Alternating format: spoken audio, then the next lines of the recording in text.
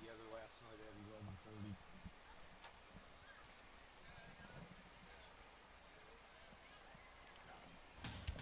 Two streets collide at Mustang Field. Check.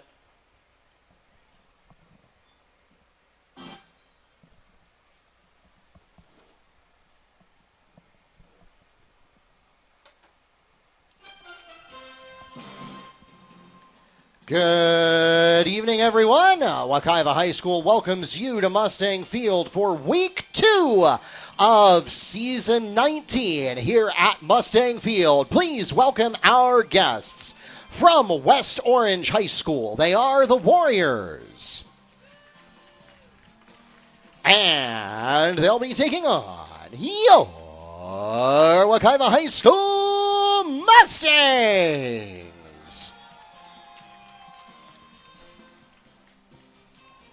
Tonight's game is being live streamed on YouTube and the NFHS Network. If you have friends and family who are not able to be here in person for tonight's game, whether they are back in Winter Garden, elsewhere in Apopka, or anywhere in the world, make sure you point them to NFHSnetwork.com or the NFHS Network app. Or if you're not a member there, that's no problem. You can live stream absolutely free on YouTube. Our channel name is Wekiva Sports. Go to youtube.com/Wekiva Sports.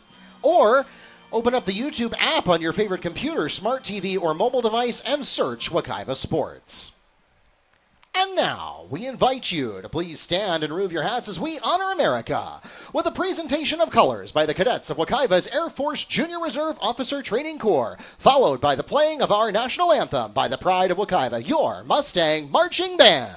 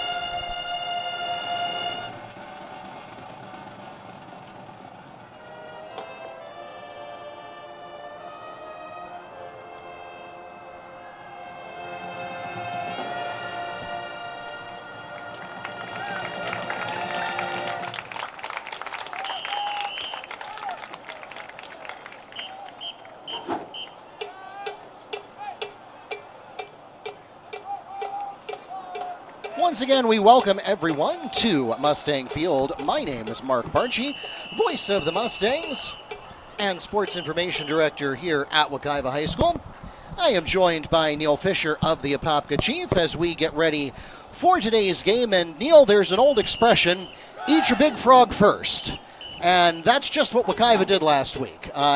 Nobody wants to open the season against a perennial powerhouse like Edgewater, and that's what Wekiva was tasked to do. And suffice it to say, there were some learnings There were some opportunities. There was some development that was displayed. And before we do any of that, though, we are going to welcome to the field your Wekiva High School Mustangs.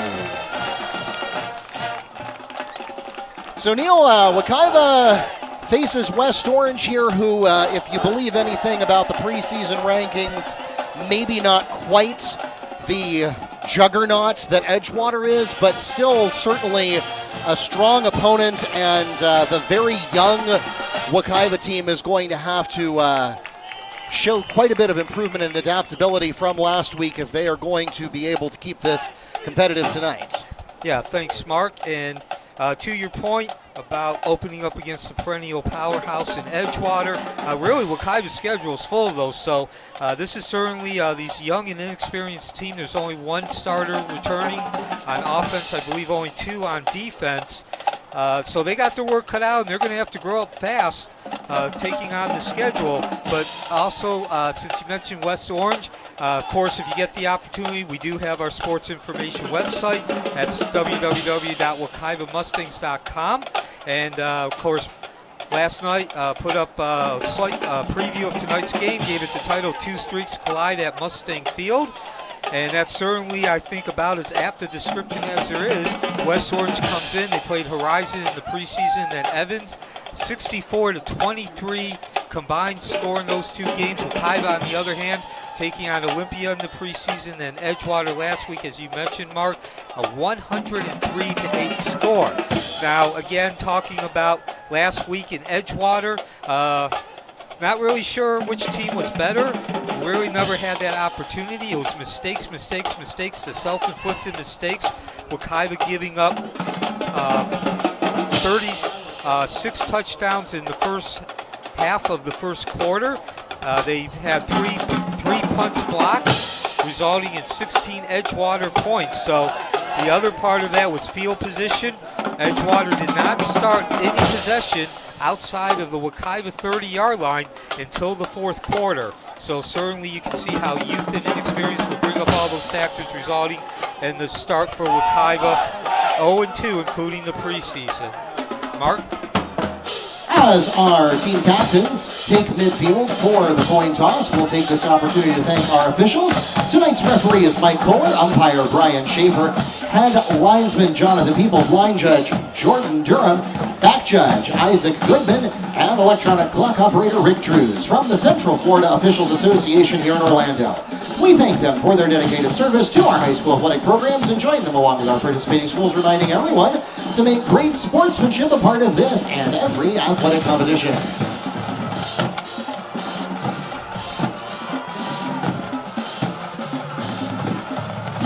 So just a few minutes away from the kickoff. As you mentioned, Mark, of course, West Orange, I would say far more often than not, they have at the very least expectations of earning a playoff berth. Of course, there have been some years where they did not have a winning season, but so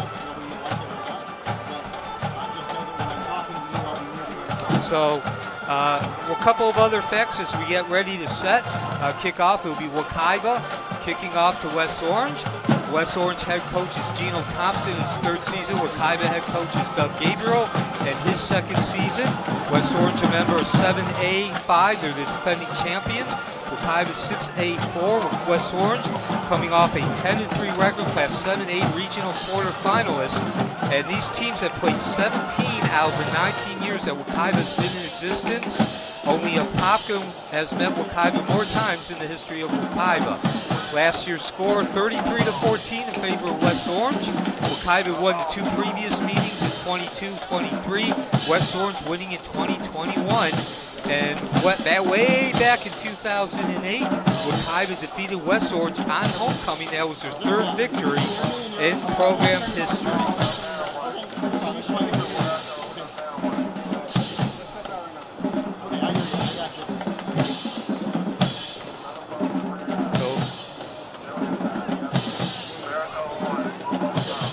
So it's a humid, overcast day here at Wekiva Mustang Field, right next to the State Route 429 in southeast Apopka.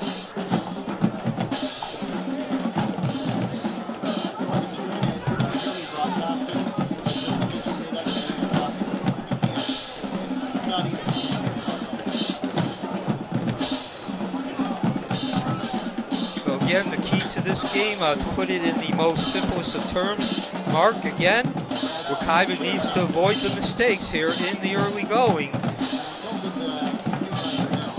Don't want to blink and you're down by 3 or 4 touchdowns. And here we go. Game number 2 of the 2025 season. West Orange receiving.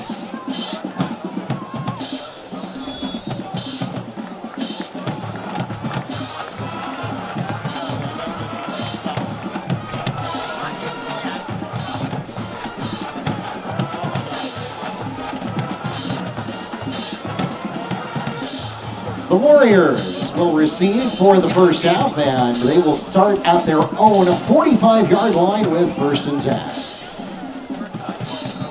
11:54 playing. A.J. Chung making his second ever career start under center. Let me see what I'm looking at right now. He drops back, going to the air right away. Got an open man. West Orange is going to matriculate down the field. You may want to actually operate the other one first. And Wekiva dodges the proverbial bullet there. That'll bring up 2nd and 10. Excellent field position, starting field position for West Orange at their own 40. I'm looking at the angle I'm getting a lot of tops on the sides on the sidelines, so you may actually want to move it up to the crowd. Try not to get rid of it. Yeah, that's why we got wireless. Chung number 12. Under center again out of that 4 wide receiver set, 2 on each side, and hands it off straight ahead. Nothing fancy there. Straight up the middle. So your starting offensive line for West Orange: Nick Porchette, Zachary Smith, Fenway Cochran, Logan. Warriors pick up a gain of 6 on their second play of the drive, and that pushes the ball into Mustang territory at the 49-yard line for a pickup of 6 yards. That'll bring up 3rd and 4 for West Orange. So mid-range, exactly what you want to do. Alexander Castellanos, the other offensive lineman, as West Orange goes back to the air. And for what it's worth, you can go for a tight shot from the field. My camera up on top of the press box, I like a wide shot. And West Orange continues to move that ball down the field under the direction of A.J. Chung. Now it'll be 1st and 10 at the Wekiva 49-yard line. Excuse me, the Wekiva 31. Excuse me, Wekiva 41. First down of the game for either team. Of course, mentioned several times, A.J. Chung under center. Your wide receivers, Edison Delgado, DeCarian Glover, as Chung steps back. 3rd pass of the game, finds his man, Edison Delgado. He churns and chugs, and a 6-0 lead for West Orange. 5 plays needed. 10:31 remaining in the first quarter. Edison Delgado with a 41-yard touchdown reception. And that will put the Warriors on the board, 6-0 with 10 minutes, 30 seconds remaining in the first quarter. So before they get off the field, see your other wide receivers, Sean Talick, Udo Johnson, and your backs are Jaden Amons. So Wekiva finding themselves already down 6-0, 1 minute and a half into the second game of the regular season. Stay wide. You're good right where you are. Ready, 1. Cut 1.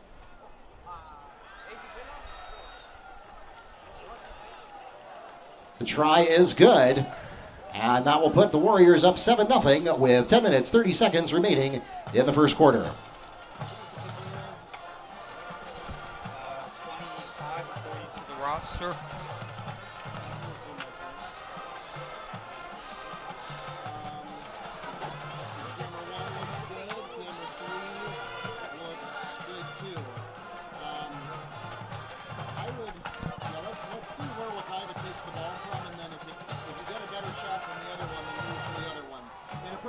There should be 2 of you, but until I want to split you in half, you're not dealing with this. You're good, but you're not that good. You know,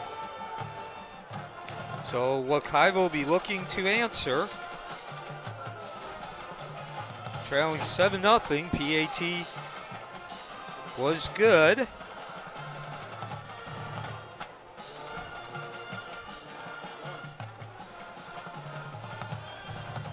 West Orange looking to up the record to 2-0. Wekiva looking to even its record at 1-1. And one of the interesting, or at least I think, Mark, interesting storylines is let's see who gets to start tonight under center. We've been alternating through the first 2 games. Again, when I say 2 games, I'm including the preseason. Justin Sessler and Charlie Chooks. And Wekiva will receive it at the 17. Up the field they come. And a modest return.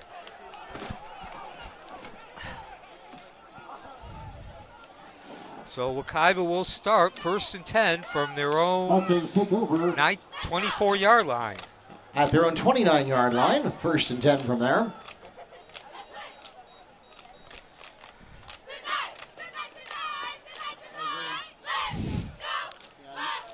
You want them to be coming towards you rather than away from you if you can.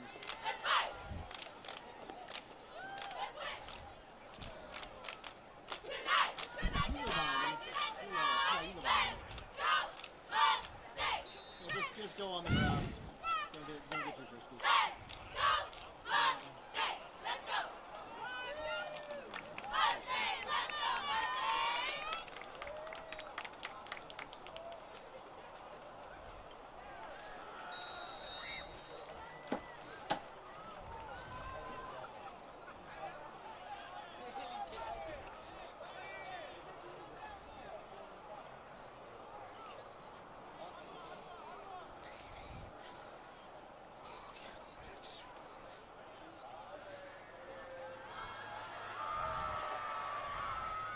So Wekiva looking at 2nd down after that short gain on 1st down.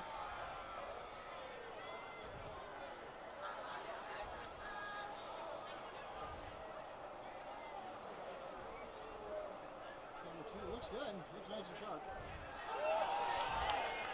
And down goes the quarterback. And that is Justin Sessler.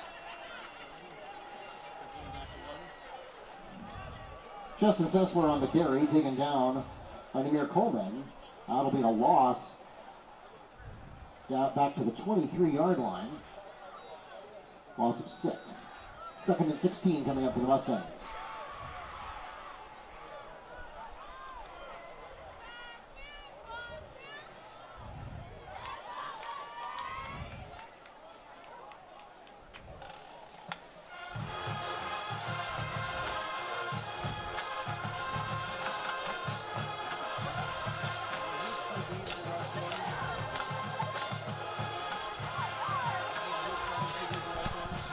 What's that?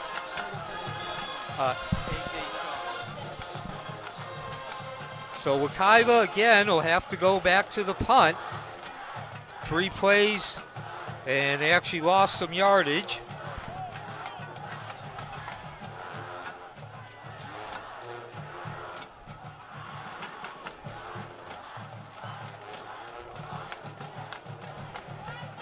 And by the way, Edison Delgado, who caught the touchdown pass, that was a 41-yard strike from A.J. Chung, he transferred from Wekiva. So certainly there's a backdrop story. 8:05 remaining, clock continuing to tip. Wekiva will punt. See if we can avoid the punt this time. No. And their troubles with the special teams on punt continues. Last week it was 3 punt blocks in the first half of the first quarter, leading to 16 points. First punt tonight, same result.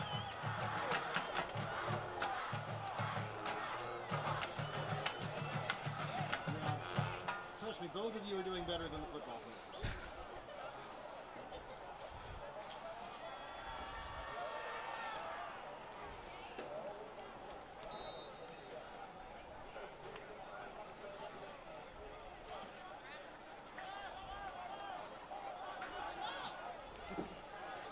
At least I gave you 2 cameras so you don't have to drag it later. Flag on the play. Dead ball. False start is called against the Warriors offense. 5-yard penalty from the previous spot. And a replay of first down.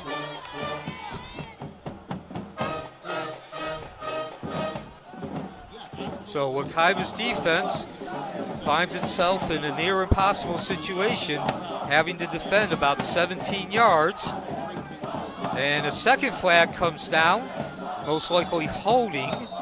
That's all usually holding when it's thrown by the back linesman. He's down to about the 8-yard line provisionally. However, there is a penalty marker on the play. Holding called against the Warriors offense. 10-yard penalty for the previous spot and a replay of first down.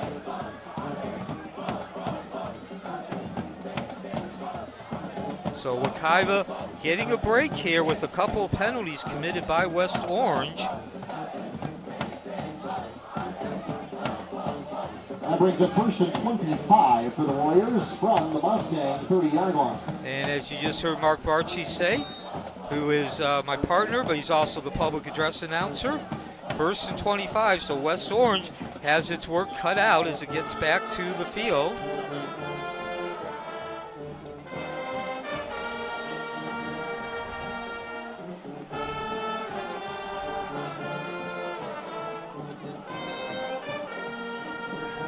And they'll give up a large chunk of that yardage back as they hand it off and attack that left side.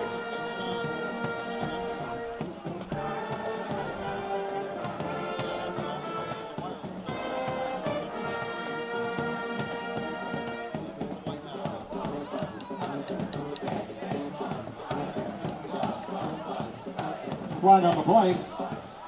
Third consecutive penalty with the Illegal flag. shift called against the Warriors. And the Warriors will also request a timeout. That puts the ball at the 35-yard line. There'll be a replay of first down when we come back from the timeout. So Wekiva catching a break there. We came in, of course, I mentioned before we kicked off, Wekiva young and inexperienced. Mistakes have really been the story of them.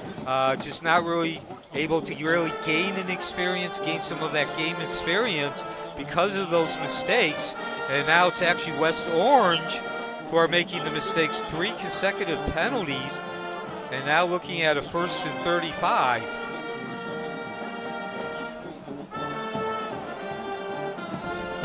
And actually it's first and 33 from the Wekiva 35-yard line, and a nice play back there, tipped away by Matthew Beecham, who so far through the first 2 games of the season has been the face of the Wekiva team. Pass intended for Udo Johnson, broken up by Beecham. And that'll bring up second and 30 from the Mustang 35-yard line. So, Neil, I mean, at this point, it's been West Orange versus West Orange. Yeah. And so far, West Orange is winning by a little bit, but the other West Orange... The only reason West Orange has not been able to move the ball is their own mistakes. It's correct. been themselves. As Chung drops back on second down, going again to the air, and again, another fine defensive play. That's Avante Scott, the Pass junior. intended for Dougie Glover is broken up by Avante Scott. And that will bring up now third and 30 for the Warriors. So, again, Neil, this has been what's saving Wekiva from the muffed punt. And I know you alluded to it at the beginning of the broadcast. Special teams were, I mean, everything was problematic for Wekiva in week 1, but special teams were no exception. Yeah, when you block a punt in football, it's the glamour play. It's like the 100-yard dash in track and field. And now A.J. Chung making the mistake, overthrowing his receiver. That was Jackson Long, or I believe that was Jackson Long. That actually might have been Sean Tulloch. For Long is overthrown and incomplete, and that will bring up fourth and about half an area code for the Warriors. And so, really, there's another mistake. Of course, Wekiva will survive this one because that was third down, forcing West Orange to punt because of the 3 blocks. But that should have been an interception, Mark. It was right in the hands of the secondary. Yeah, that could have been very dangerous for the Mustangs if that pass had been on target, because Wekiva's secondary coverage wasn't bad there, but it was definitely not going to get it done. So punting, Lots of time. That's Brandon Jankowski.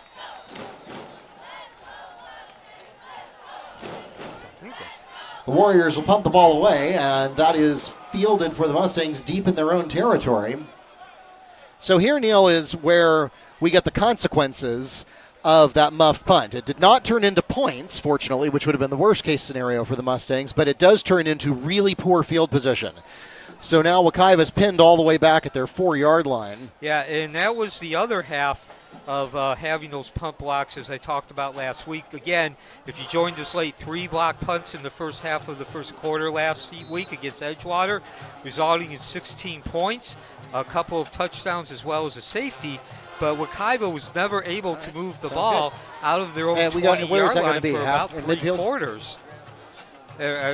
Put it another way, okay. starting position. All right, I'll let the camera guys go. Every position. So at the end of the first quarter, every possession Wekiva started up until the third quarter was inside their own 20-yard line. At the end of the first quarter, there's going to be a presentation at the 50-yard.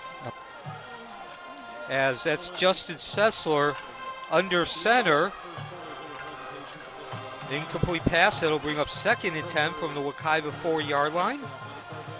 Again, a young, inexperienced team for Wekiva, especially on offense. Only 1 starter returning. You'll get a better shot from up top because who knows what the people on the sideline are going to do. Out of the 1-back set, the inside handoff. Nothing doing. Immediately hit, going down on 2nd down. The West Orange offensive line having nothing to do with that attempt to surprise them.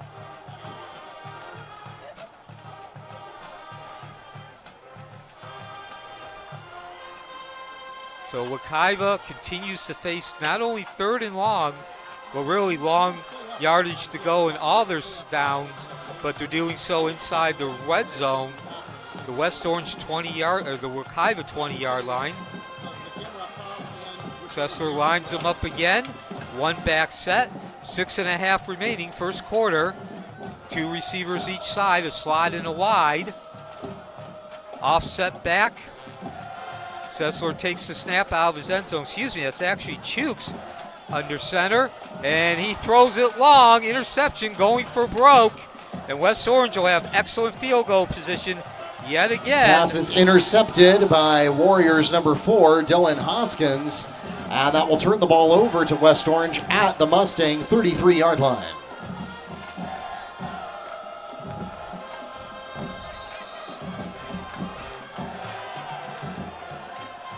So again, Mark, we're still continuing to see these themes. Mistake is the on the surface story, but the subtle underneath the surface. Another one is the fact that eventually the dike is going to break if you keep giving West Orange these opportunities. Starting field position, excellent. This time it'll be at the Wekiva 34-yard line following the interception. And we have reached the midpoint of the first quarter, so we'll pause for an official timeout. 6 minutes, 9 seconds remaining in the first quarter. Ball on the 33-yard line. West Orange taking over from there with 1st and 10. For those of you here in the stadium, we want to remind you we are live streaming tonight's game. And that is being simulcast in 2 places, nfhsnetwork.com as well as YouTube. NFHS Network, of course, requires a membership, but it is the official online partner of the FHSA. You get a lot of great high school action there. And, of course, if you're not a member there, we're perfectly happy to welcome you on YouTube. Our channel name is Wekiva Sports.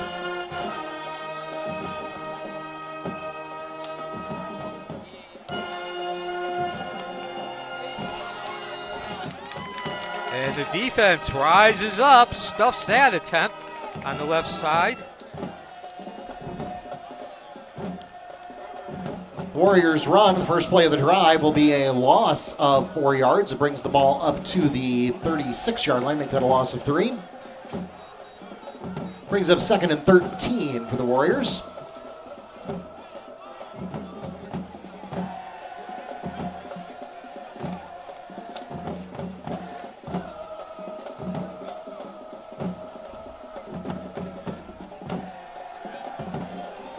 Out of that 1-back set, Chung wide open. Lots of times, and it's a 13-0 lead. Finds his man down that left side. 5:18 remaining.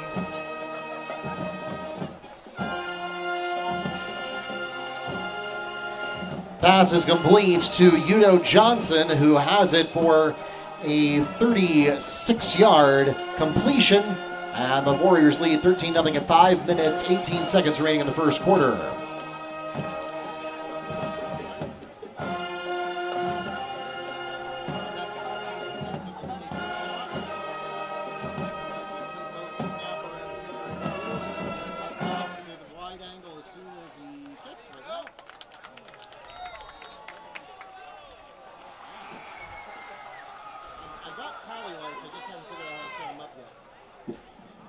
The try is good by McGinnis, and that'll make it a 14-0 game with 5 minutes, 18 seconds remaining in the first quarter.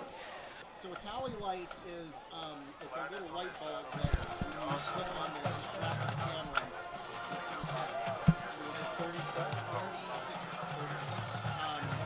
It's a light that you strap to the camera, and it's connected to my broadcasting system up here, and it turns green when you're on deck, like when your camera's being previewed. Yeah, it turns red when you're hot. So you really know whether you actually have a hot shot or not. And I have the system that's sitting right there. I just haven't figured it out. West Orange turns the fourth block punt that Wekiva's given up this season into points.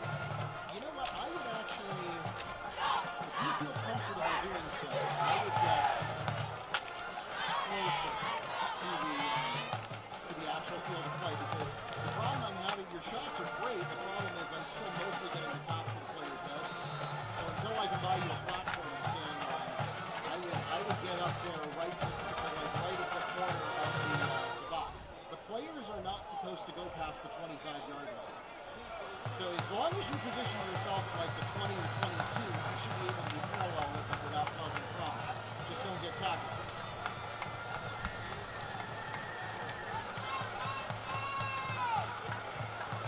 All right, if it's a choice between the camera or you, save the camera. Okay.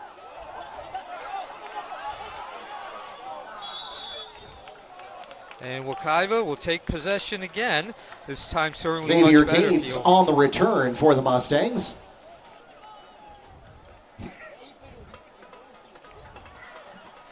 That puts the ball at the 40-yard line. Wekiva takes over with there from 1st and 10. And Neil, that's the best field position Wekiva's had all night.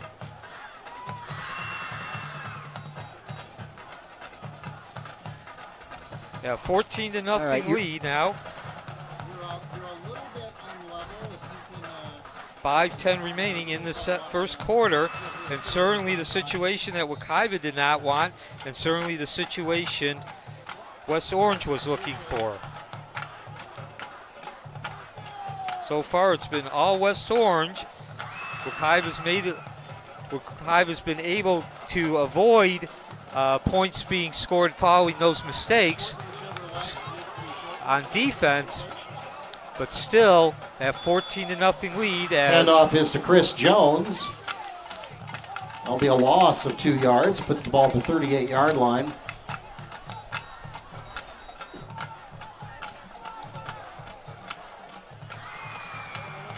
So now 2nd and 12 from the Wekiva 34-yard line.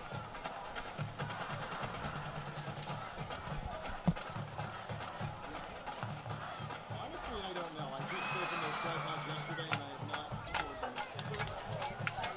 scored them. Wekiva trying to gain some semblance of offense here in the early going as we are now moving towards the end of the first quarter. Out of the one-back set. And the completed pass. It'll be a minimal gain. Hard hit they're taking as well. That was Matthew Beecham, who's playing both ways. Of course, Matthew Beecham on the reception. He'll pick up the 2 yards that were lost on the first play.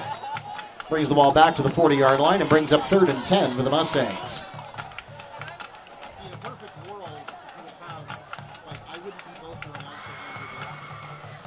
announcers. So now another 3rd and long situation for Wekiva from their own 36-yard line. 4:11 remaining in the first quarter. 14-0 lead for West Orange. West Orange has actually left some scoring opportunities on the table as far as turning them into points. When I said A 41-yard touchdown from A.J. Chung to Edison Delgado, the former Wekiva Mustang, opening up the scoring. And now this is Sessler. He weaves, he jukes, he jives, ball stripped. And let's see Ball who come comes up out. with it. Sessler trying to make something happen out of nothing. And Wekiva will maintain Justin possession. Sessler on the QB keep. He is able to maintain possession of the ball, but it is a loss of 2 yards and officially a sack. That'll bring up 4th and 12 for the Mustangs. So Wekiva will have to punt again. And Neil, I feel like the repeated refrain tonight as well, it could have been worse. Yeah, it's been the repeated refrain for all 3 of their games, including the preseason.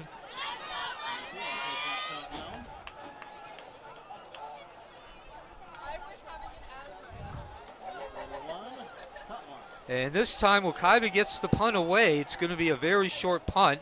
It's not even going to cross the line they needed to gain for the first down. And Neil, I'm not sure if that was just a wobbly punt or it looked like West Orange might have even gotten a finger on it there, because that was it had that it had that thunk kind of motion and sound to it. So I think West Orange might have got a piece of that on the deflection. The punt is down at the 47-yard line of Mustang territory, and so the Warriors will take over from there with 1st and 10.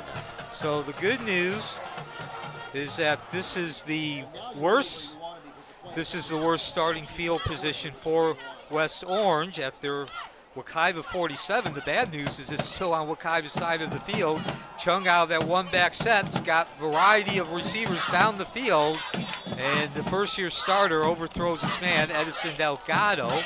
Pass intended for Delgado is incomplete. That will bring up 2nd and 10 for the Warriors from the Mustang 47-yard line. And I want to apologize, just a little programming note here.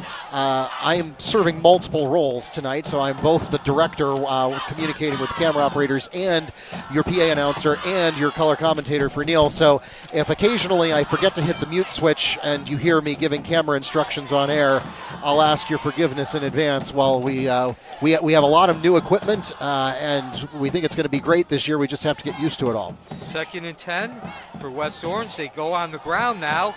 Bowling ahead, nothing fancy there is the running back. That is number 3, Jaden Amons, lowers his shoulders straight ahead, and his offensive line just kept pushing the defensive line backwards for a 7-yard gain. A 4-yard gain. That'll sub 3rd and medium. So one of those plays that you just keep the ball moving, keep some momentum, don't let Wekiva run the momentum. Gets to the 43-yard line. Chung back, finds his man. That's a wide open Johnson. Completes to Udo Johnson. But there is a flag on the field.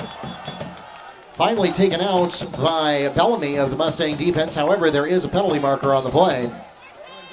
So Chung, the West Orange quarterback, in his first start last week, his first regular season start, a solid performance, 20 of 28, that's a 71% completion False rate. start is called against the Warriors offense, so that completion will come back.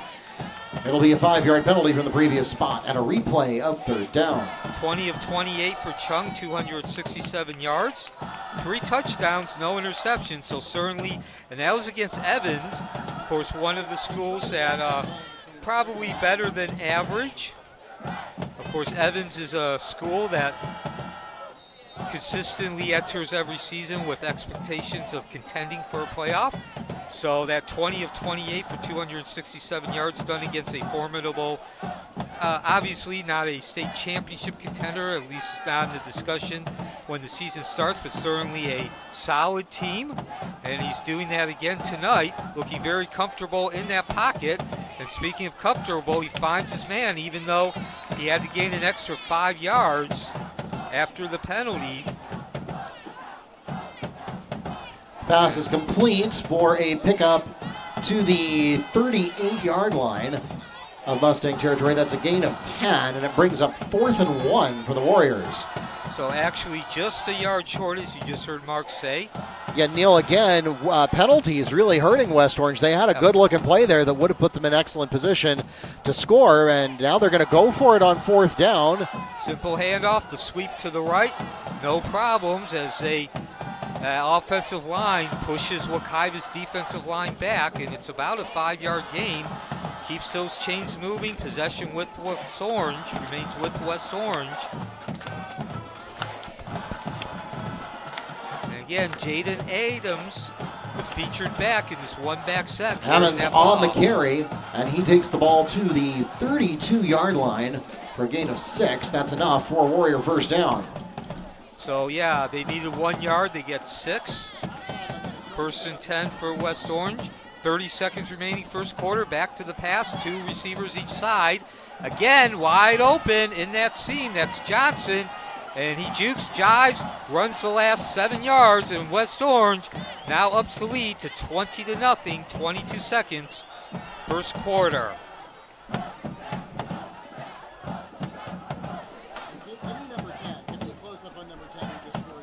Well, Yuto Johnson, the junior wide receiver.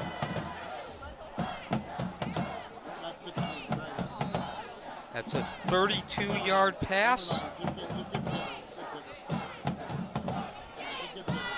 As Ryan McGinnis, the junior kicker slash punter, steps in to kick the PAT attempt. Edison Delgado holding.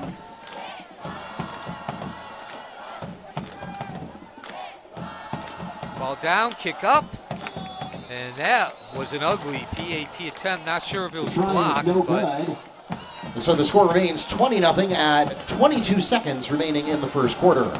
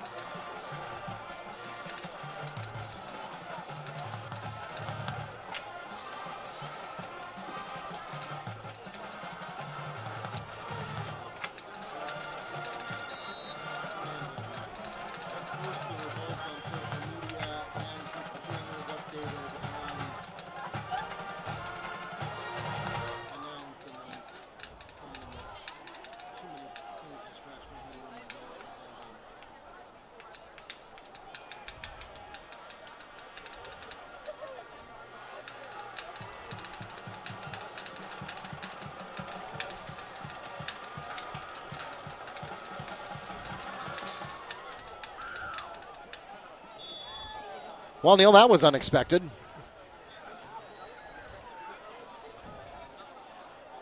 So now the Warriors and the Spanish Inquisition have something in common. You're up 20-0 in the first quarter, and you go for the onside kick. Feels like something my brother-in-law would do on Madden NFL.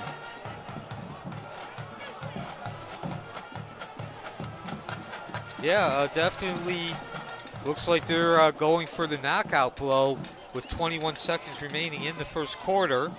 That last drive, by the way. The Warriors will go for the onside kick and successfully recover at the 46-yard line of Mustang territory. And so West Orange retains possession from there with 1st and 10.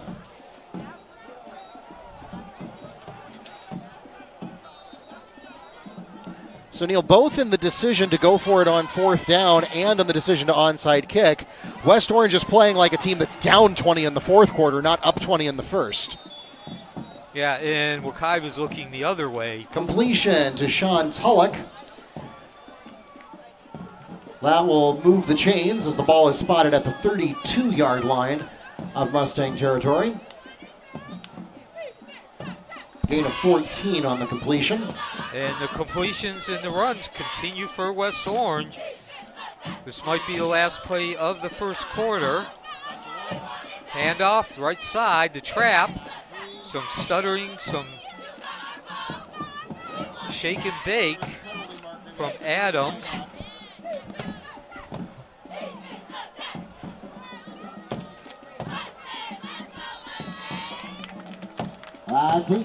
That takes us to the end of the first quarter. 20-0 your score at the first intermission here of Week 2 football action. So now we'll ask you to turn your attention to midfield for a special presentation. Kroger Delivery is proud to contribute to Wekiva High School's athletic program. As part of the Central Florida community, Kroger Delivery maximizes your time and helps make life easier by conveniently delivering all your grocery needs to your door. Thanks to our partners at Kroger for their support of Mustang Athletics. With our principal, Mr. Russell, and our athletic director, Bobby Biaggi. Get tighter on that if you want. Get real tight on that from up top. Zoom in.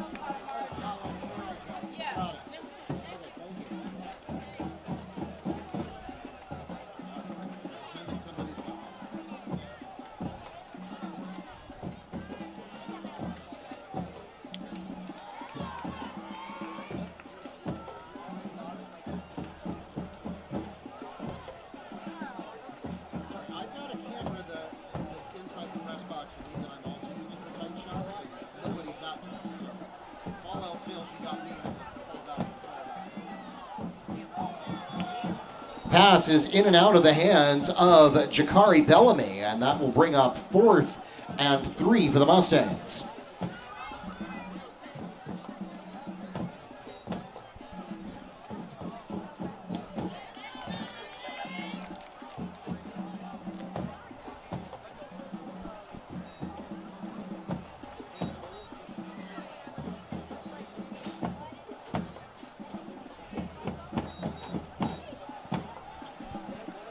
So Wekiva will have to punt the ball one more time, trailing 20-0.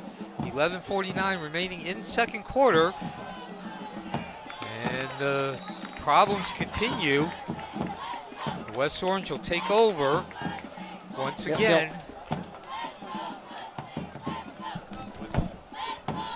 Emmons on the carry. And he is short of first down yardage. And so that will turn the ball over on downs to the Mustangs, and they will take over at their own 25-yard line. So again, because of the onside kick, West Orange continued with possession after that previous drive.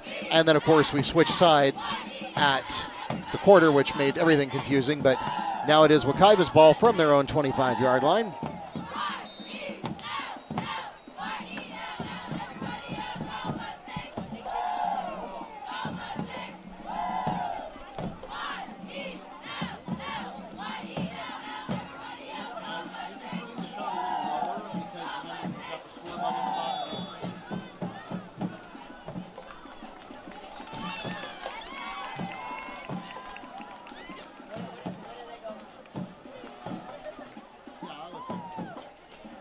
Pass intended for Amir Prince falls incomplete. That'll bring up 2nd and 10 for the Mustangs from their own 25-yard line.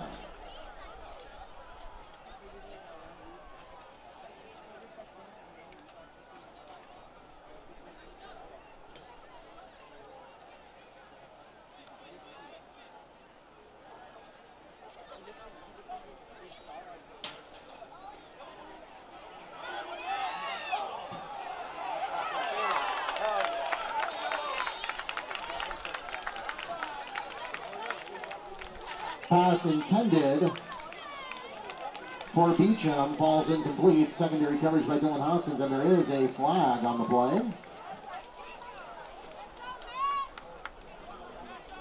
Looks like it's going to be pass interference. That seemed to be the celebration that Bellamy was doing, but we'll wait for the official call here.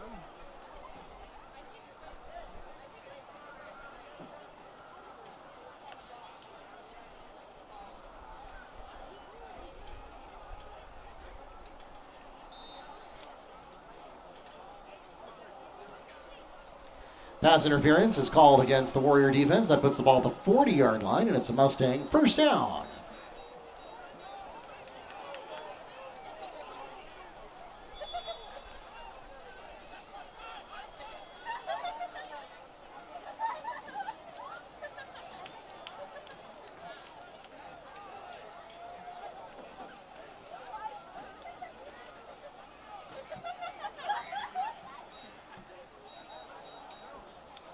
Gain of 2 on the play. That brings the ball to the 42-yard line. 2nd and 8 coming up for the Mustangs.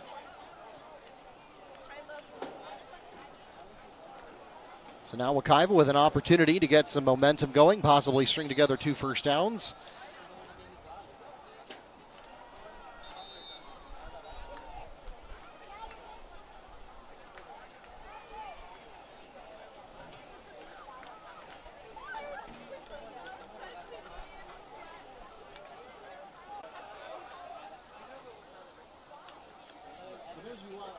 For those of you watching online, we apologize for the brief disruption in the broadcast. We had a little computer glitch there, but we are back online now.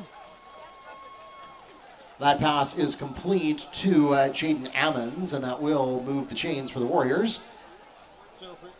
If you're watching online, here's what you missed. There was a fumble that was picked up by Nolan Herman of the Warrior defense that turned the ball over on downs. West Orange had a couple 3 downs that didn't go anywhere, and now this most recent one has gotten them inside the red zone. So now you're caught up. It's Jaden Ammons on the carry. That'll get the ball inside the 10-yard line.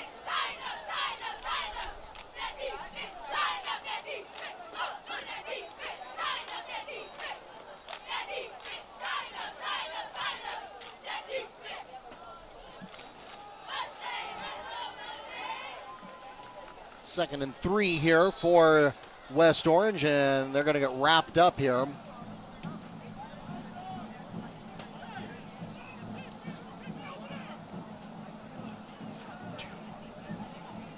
Glover on the carry.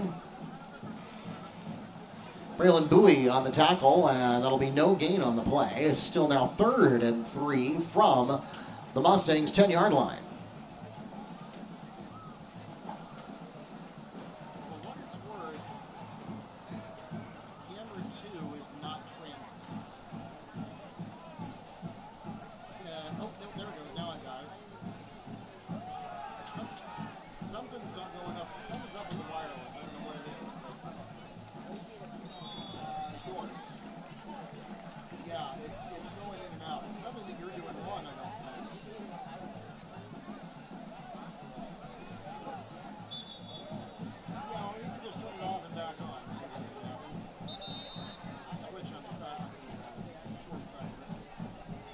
The Mustangs request a timeout.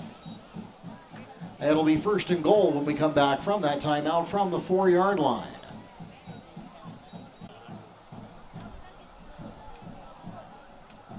Welcome back to Mustang Field. Again, apologies for the technical difficulties there. We had another computer crash. What you missed was a 4-yard completion for a touchdown, and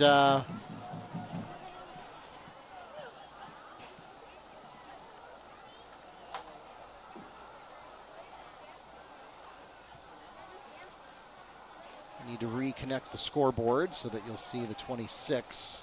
There we go.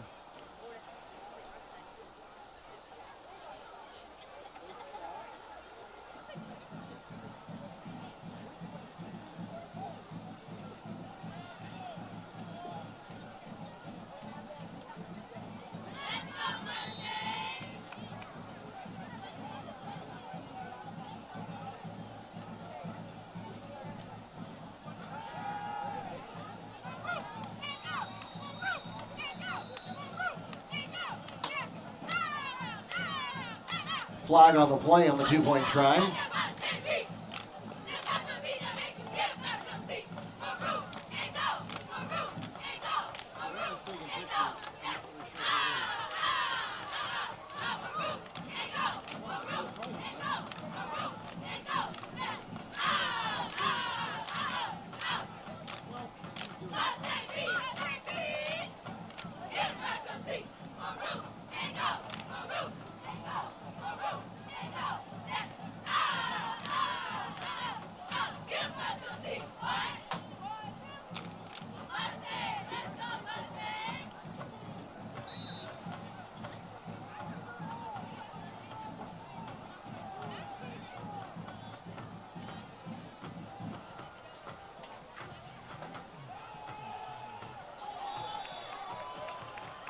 Pass is complete.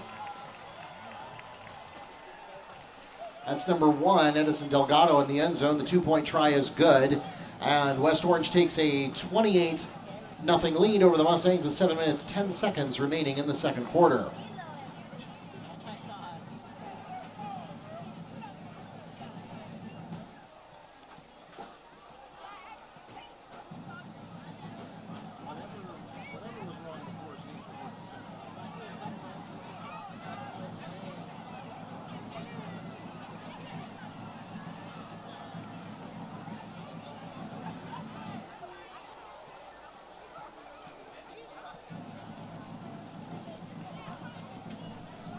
Yeah, and again, I have a camera up here too.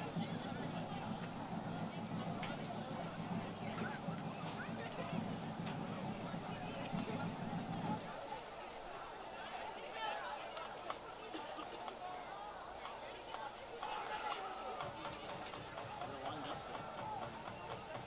That's not how we line up if you're thinking of a regular kick.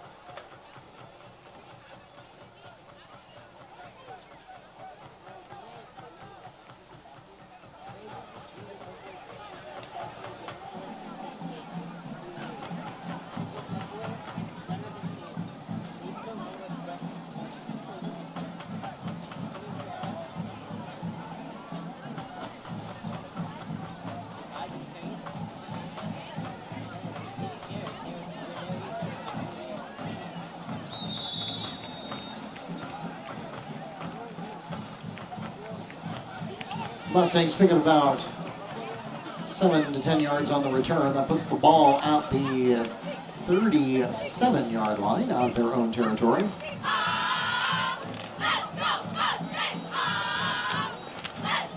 First and 10 coming up for Wekiva. 7 minutes, 6 seconds remaining in the second quarter.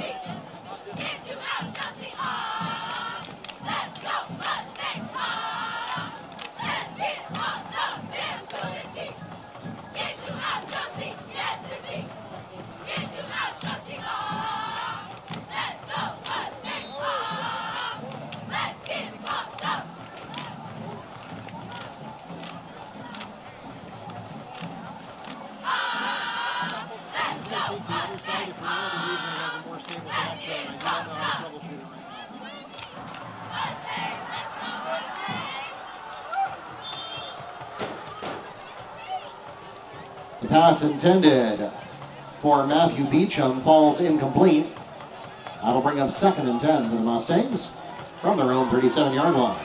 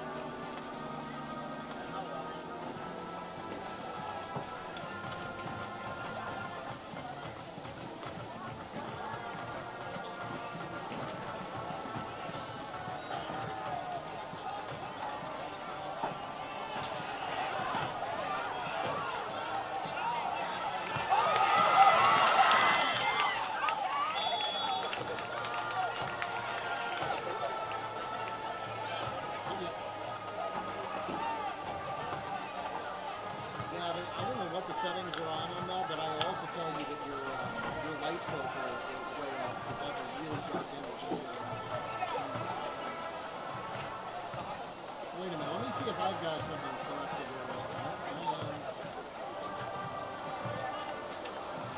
Because the image coming out of camera 3 is a lot darker than any of the other ones.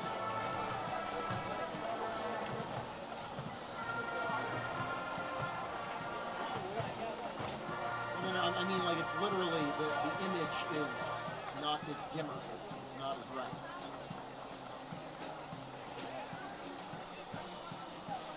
It is significantly different.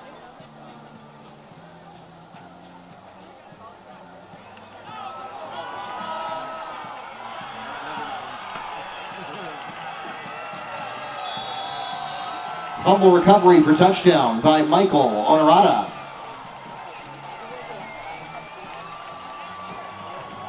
Yeah, well, yes, that was too much, but yeah, you're doing the right thing. Let me reset mine. Let me reset mine so I'm not. Yeah, that looks pretty good. Now you're going to want to go back to camera too. You got to get your steps in today.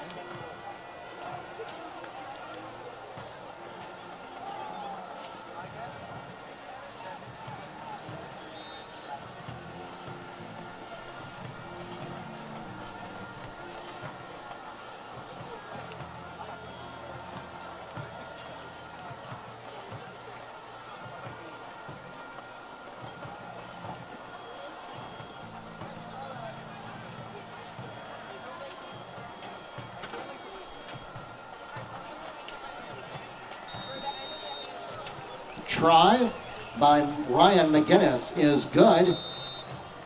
That'll make it a 35-0 ball game with 5 minutes 43 seconds remaining in the second quarter, and that is also close enough to the midpoint of the second quarter that we will make that our official timeout and pause for a water break.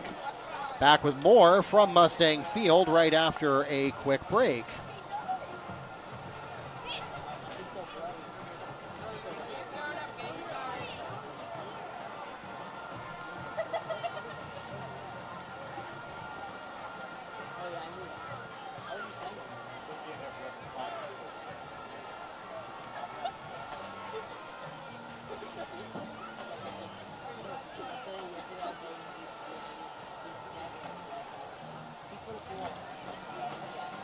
Well, Vans are playing. I mean, allegedly.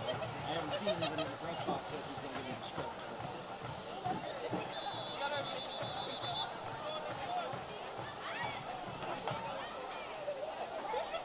And we want to welcome those of you who are watching us online to the broadcast here at Mustang Field. 35-0 your score with 5 minutes 43 seconds to go here in the second quarter. My name is Mark Varsity, the voice of the Mustangs and sports information director here at Wekiva High School.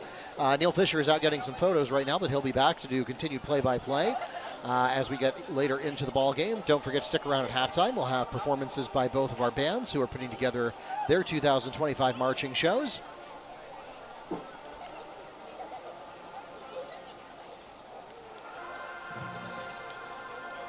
And again, we appreciate your patience bearing with us as we adapt to some new equipment. It's going to be great. We are in the process of learning how to use it and what it can do for us.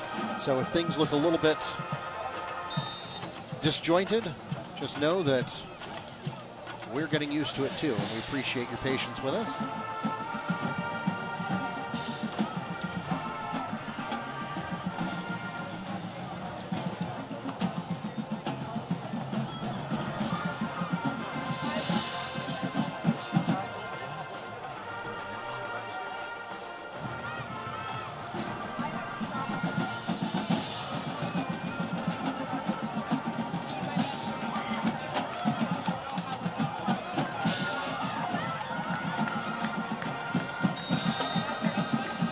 Mustang return by Amir Prince.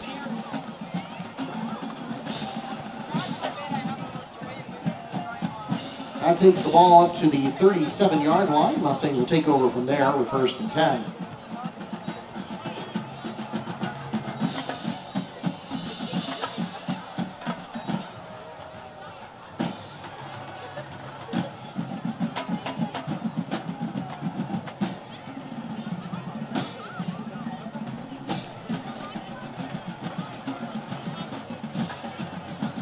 So the Mustangs, as they head into what could be their last full possession of the first half, looking to get something, anything on the scoreboard to indicate their ability to compete in this ball game. If the score remains as it is at 35-0, then the entire second half will be in a running clock situation. They have 5 minutes and 34 seconds to remediate that.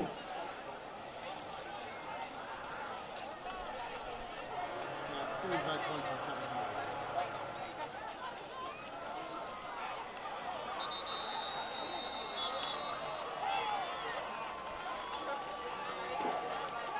Landon Jerome is pushed backwards on the handoff. That'll back the ball up 4 yards. Puts it at the 33-yard line. 2nd and 14 coming up for the Mustangs.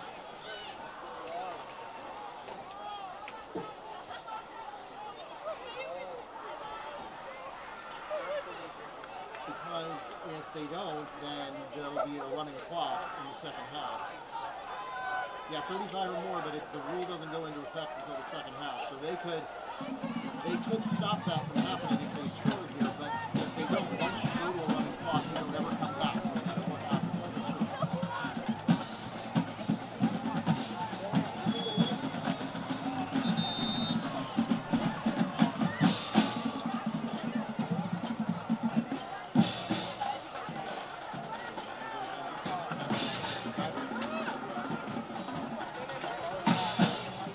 The Mustangs request a timeout, their second timeout of the first half.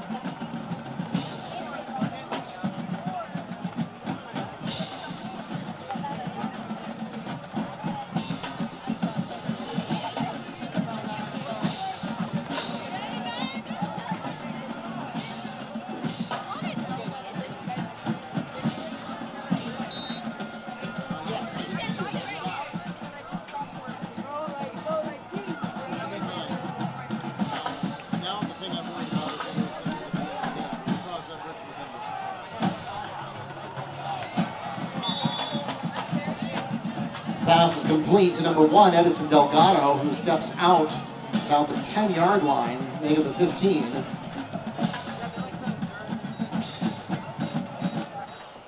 Be first and 10 inside the Mustang red zone for the Warriors.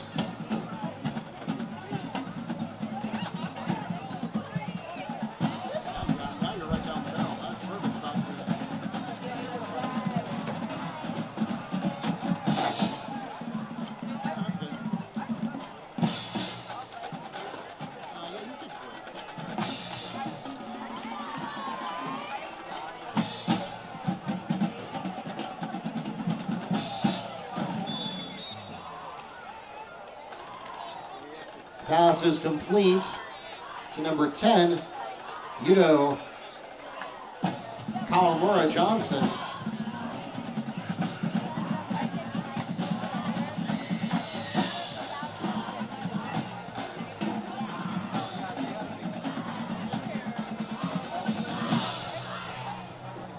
Was out of bounds though, so that will bring up 2nd and 10.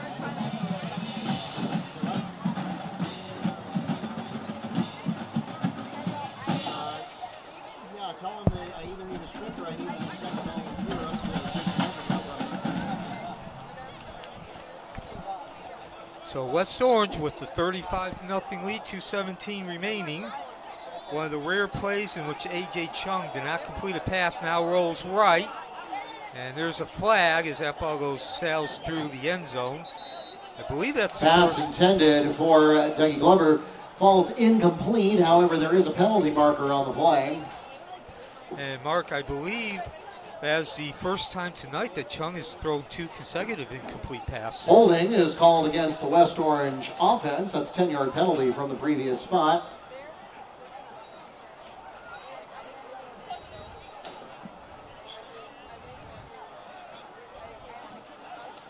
And actually,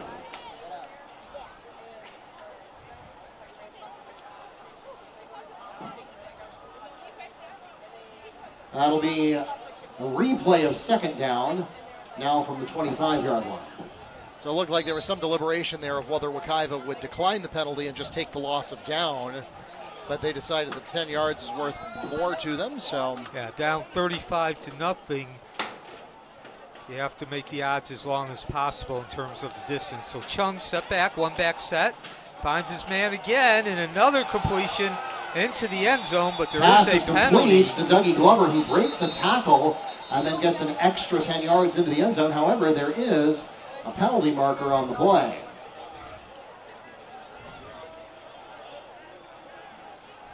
We'll go to Mike Kohler for the call.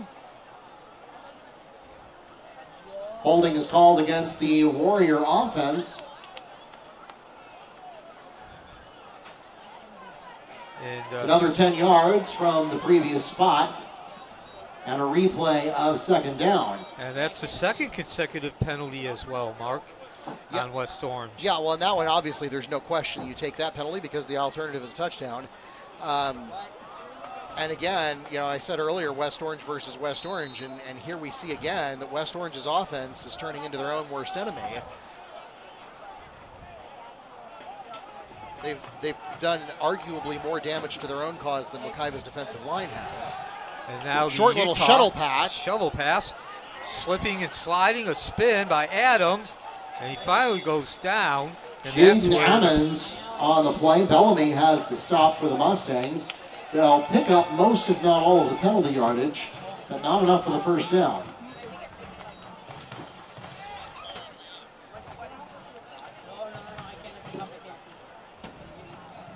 So this Ball is spotted at the 17-yard line. That's a gain of 18 on the play, and it brings up 3rd and 12 for the Warriors. and there's where you really see those 2 penalties coming into play. Because now, as you mentioned, it was a nice play. Moved the ball 15 yards.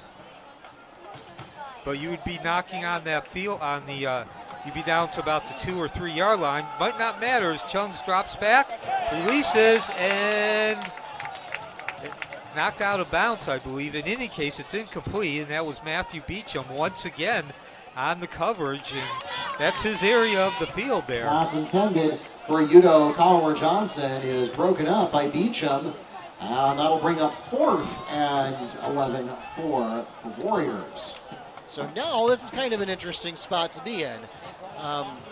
Wekiva's defense has not been consistent all night, so you would be not crazy for going for it here, but it looks like they're actually going to line up for the field goal. Ryan McGinnis is set for a field goal attempt.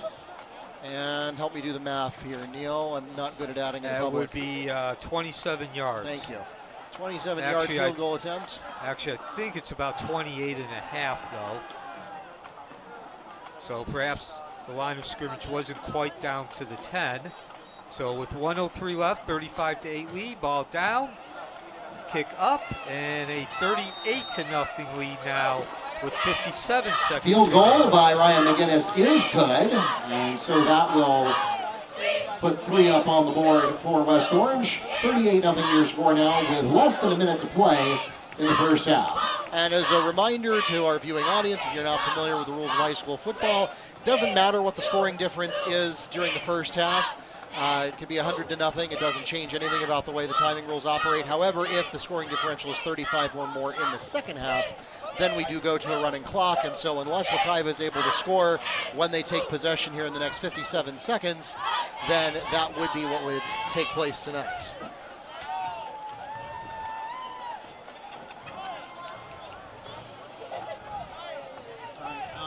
Absolutely no objection if either of you need a break, if you need a potty break, if you need to get refreshments from hospitality tent, no problem when we get to halftime.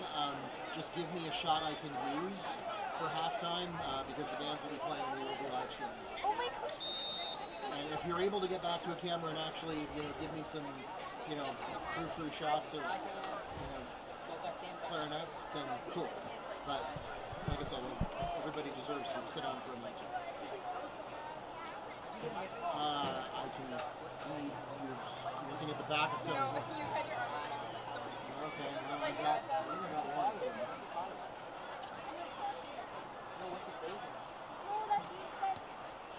Yeah, I do have the charger, so yeah, we can. I'll trade you.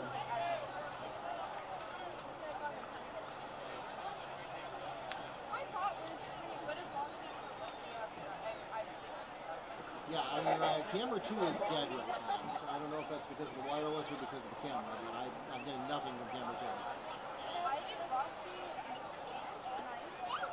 Correct. Well, it's going in and out. Maybe the wireless. I don't know. Again, I'm new to this. Yeah. I don't know. I'm wondering if maybe it's because the receivers are too close together. So Wekiva takes over 1st and 10 from their own 35-yard line, trailing 38-0. And again, this has been a repeat of the game last week against Edgewater. Of course, playing another team with aspirations of making a deep run into the playoffs as that pass is completed. That's Amar Prince. Under 50 seconds now. Pass complete to Amar Prince. No gain on the play. That'll bring up, let's strike that, 3 yards on the play, make it 4. That'll bring up 2nd and 6 for the Mustangs. But the story underneath the surface, on the surface it's been mistakes, but underneath the surface, a number of storylines. Poor field position for Wekiva. I believe West Orange has yet to start on their own side of the field. West Orange has yet to, or Wekiva has yet to start beyond their own 25-yard line, as give that catch to number 2.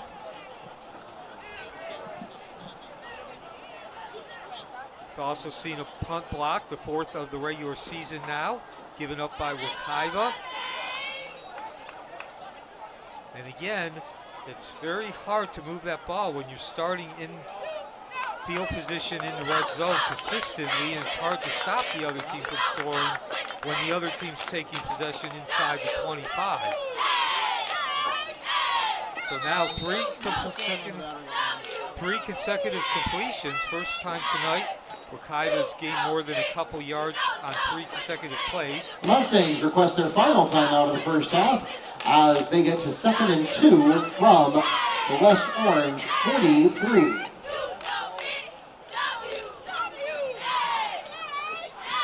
So if you have not had a chance to listen to our previous broadcast or tonight, if you're just joining in, this is our second broadcast.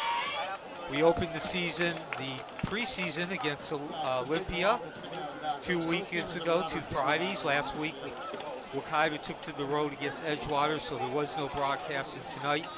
West Orange, which so far has been a gauntlet of some familiar faces for Wekiva since they opened up 18 years ago. But this is a young and inexperienced team, only one starting returner on offense. That is not your quarterback. So far it's been Justin Sessler and Charles Chuk splitting time under center. Sessler getting about 60, maybe 65% of the snaps. Your running back, primary running back. There's been 3 of them. They have not made any starts. And now in the last place of the first half, Sessler tries to avoid the sack and does actually gain a couple yards, but that does nothing. Sessler on the QB keep. And that might have been close to a first down, but regardless, time has expired on the first half, and so we'll go into halftime.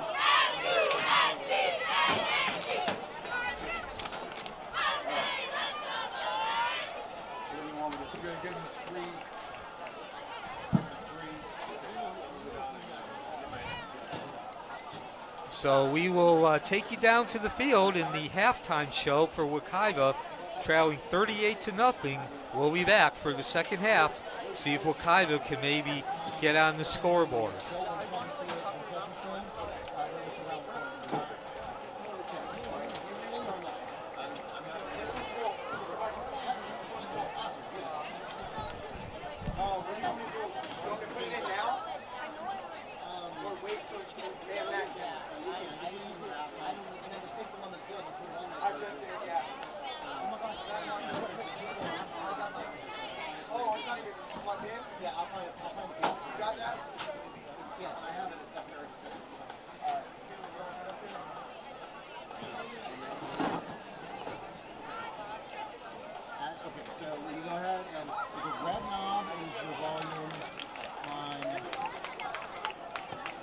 System, and then this button unmutes you for the live stream. What is the name of the show?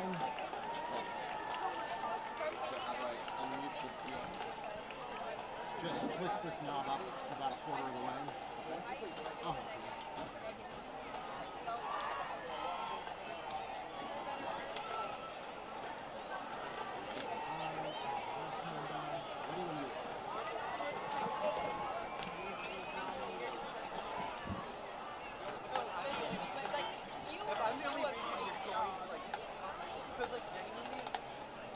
Ladies and gentlemen, please direct your attention to the field to welcome the 2025 West Orange High School Warrior Band.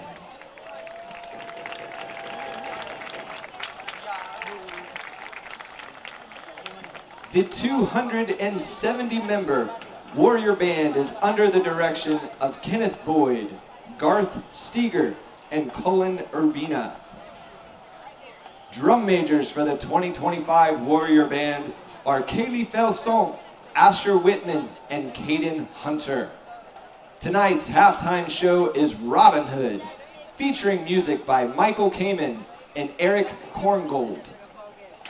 And now, please welcome the Pride of the West Side, the West Orange Warrior Band. Drum majors, is your band ready?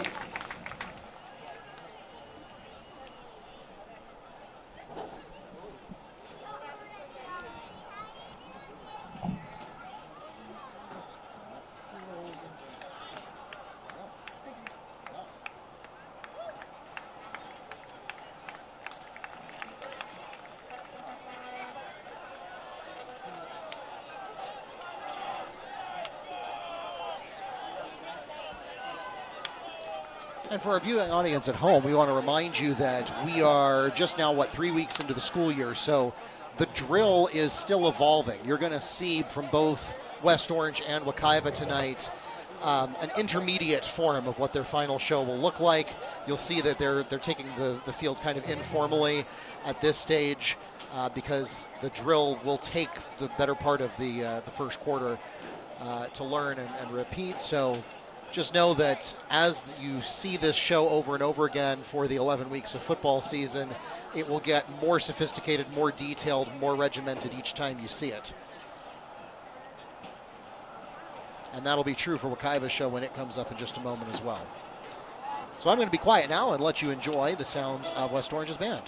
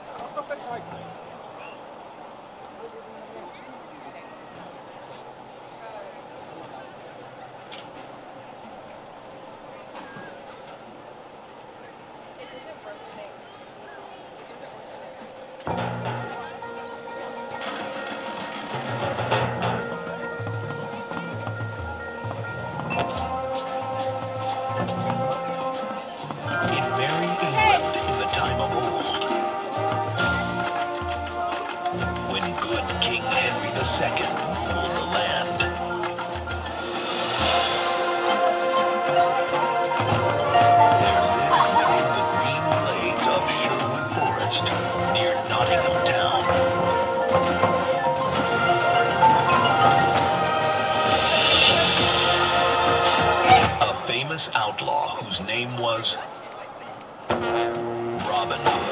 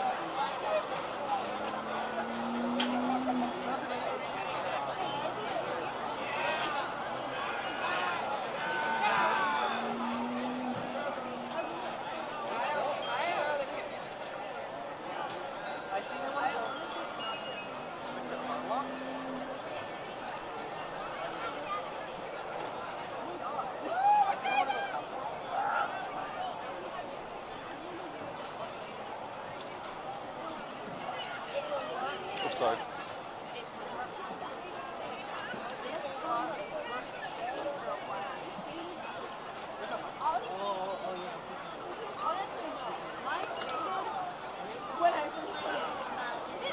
And now, please welcome to the field the pride of Wekiva, your Mustang Marching Band.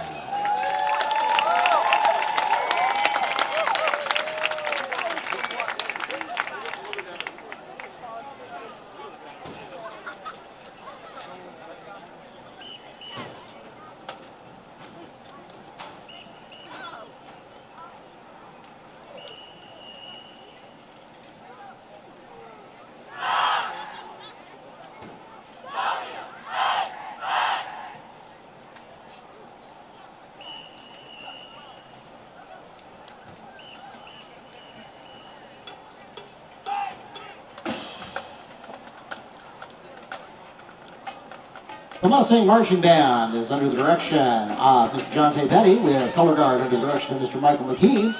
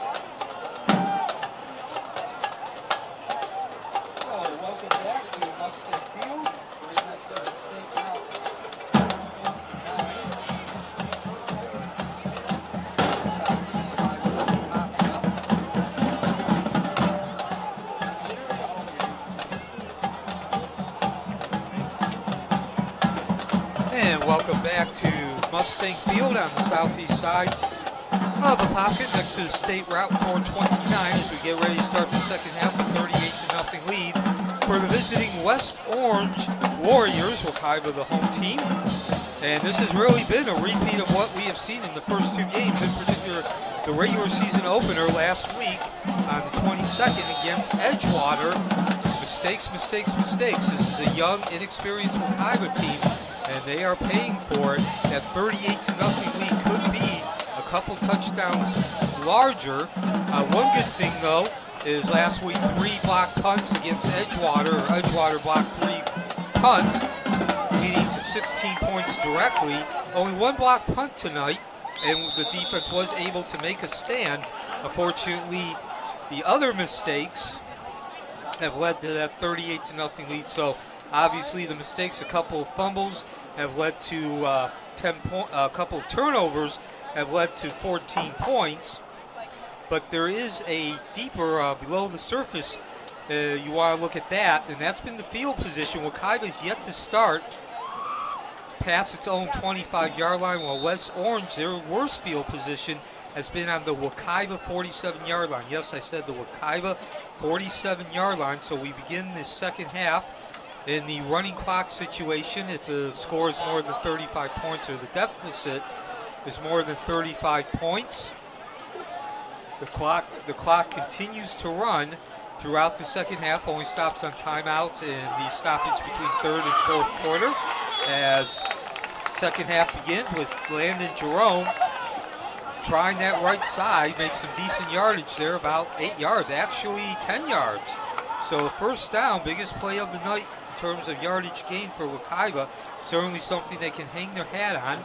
Looking at the scoring, of course, A.J. Chung making his first regular season start last week.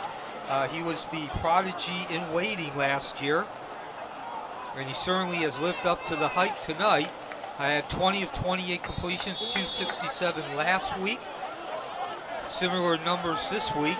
Of course, at the high school level, we have a skeleton crew, so we don't have statisticians, but if you were through with us through the first half, you would probably agree with me that his performance was equal, somewhere near 20 of 28 for 267 yards. He opened up the scoring on a 41-yard pass to Delgado, 10:30 in the first quarter. That was the first series of the game. 4 plays needed, then a 5:18 first quarter.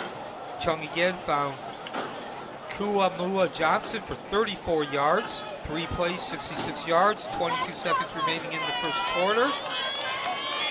Chung found Kuamua Johnson again for 32 yards. That was 5 plays, 53 yards. As Wekiva enters West Orange territory for the first time tonight on the penalty. So they're starting to gain some momentum. In the second quarter, a Wekiva fumble. West Orange took over at the Wekiva 40, at their own 42-yard line, so I did make a mistake. The worst field position starting-wise for West Orange was its own 42-yard line. The next worst was the 47, and that 9-play drive ended on a 7-yard touchdown. Once again, Chung to Kuamua Johnson. Anurada with a 13-yard fumble return, 5:43 remaining. And then closing out the scoring in the first half as Wekiva now has the ball. Deepest penetration at the West Orange 34-yard line, incomplete. That was a McGinnis 28-yard field goal. And that's really, again, West Orange has been its worst enemy. 3 consecutive penalties moved the ball from the 2-yard line, Wekiva 2-yard line, all the way back to the 10-yard line, where, of course, they had to settle for the McGinnis 28-yard field goal. So the scenario has continued to play out, as we've seen in the first 2 games. I suppose if you're the coaching staff, again, you can look back and say we've only had 1 block punt compared to 3 last week, but just the mistakes have not really decreased in terms of the numbers, and really the only reason that score is not bigger is because of West Orange's penalties, 8 in the first half. Final play. And again, just as an example, that field goal from McGinnis, they were at the 2-yard line to begin with. And 3 consecutive Offsides penalties. called against the Warrior defense. That's 5-yard donation to the Mustangs cause. And that'll bring up 2nd and 5 for Wekiva. So Wekiva to go ahead and continue or finish the thought about starting field position. If we look at the other side, again, West Orange's worst starting field position was their own 42. Their next worst was 47. Of Wekiva, more than half of the possessions, 7, at least 4 of them started inside the Wekiva 30-yard line. Wekiva is yet to start a field position, start a possession beyond their own 30-yard line as they continue to try to exert some physicality, use that running game.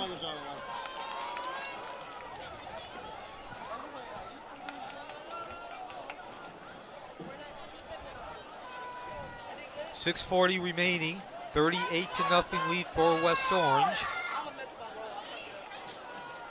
West Orange, of course, always looking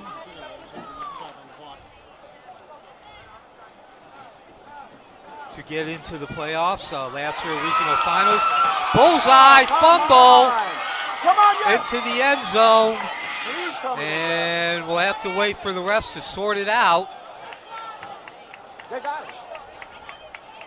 And one of the Wekiva players, the original receiver, does come up with the Pass is ball. complete, but then fumbled.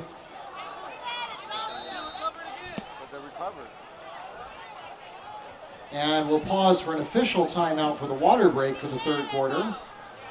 Looks like, after all was said and done, Wekiva ended up recovering the fumble, and so it'll be 1st and goal from the 2-yard line when we come back from the official timeout. So, Neil, that was pretty good, actually. Yeah, it worked out in Wekiva's advantage, and it was not something West Orange did. That was of Wekiva's own doing, a nice pass over the middle from Chooks. I still not sure who caught that. Were you able to see, Mark? But as you mentioned, it'll be 1st and goal for Wekiva. Certainly an opportunity to get on the scoreboard, avoid the shutout. 6:02 remaining, and more importantly, build some momentum, build some foundation upon which they can put their hat on. You know, play a series, several plays they can go back to and say this worked, and let's keep doing it. So 1st and goal from the West Orange 1-yard line as the clock now restarts. Again, running clock, 35-point lead or more in the 2nd half. 1 back set, 2 receivers on each side. 1 lined up on the right side. It's going to be a pass next to the line of scrimmage. Chooks rolling, and finds the end zone. Wekiva gets on the board, 5:35, 38-6. Charles Chooks is into the end zone for a Mustang touchdown. And so, Mark, what's been a long night for Wekiva certainly feels good to be able to say for a Wekiva touchdown. And Wekiva's going to go for the 2 PAT. I see Chooks coming back out onto the field. 5 minutes remaining.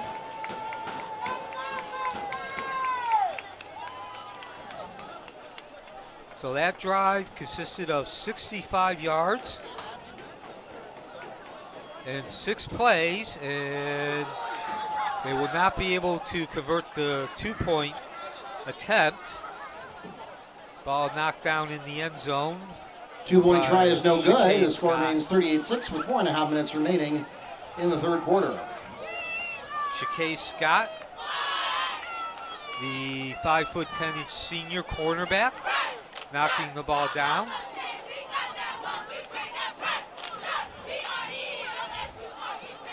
So Wekiva opens up the 2nd half exactly the way any team would want to, driving the length, driving 65 yards, 6 plays, getting their first points of the game.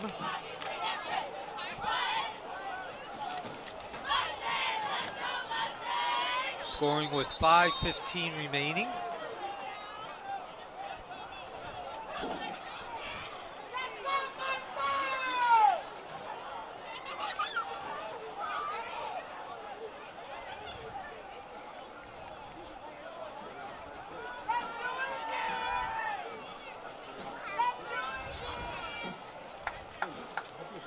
So now, I think it would probably be a bigger surprise if Wekiva did not attempt the onside kick than if they didn't.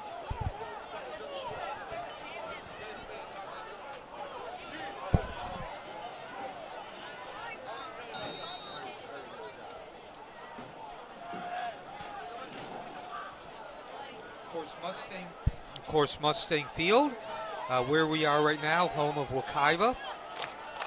Located right next to the State Route 429. There's the onside kick. And did not hit the ground. So I'm not sure if that actually would constitute as an onside kick, but... the kick was recovered by Caleb Foley, and the Warriors will take over just from their own side of midfield.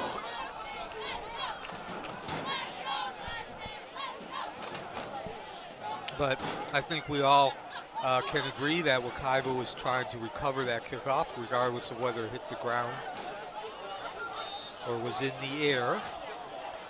So West Orange will take over 1st and 10 from the Wekiva 48. 2:15 remaining, third quarter. And see if that's Chung still in there.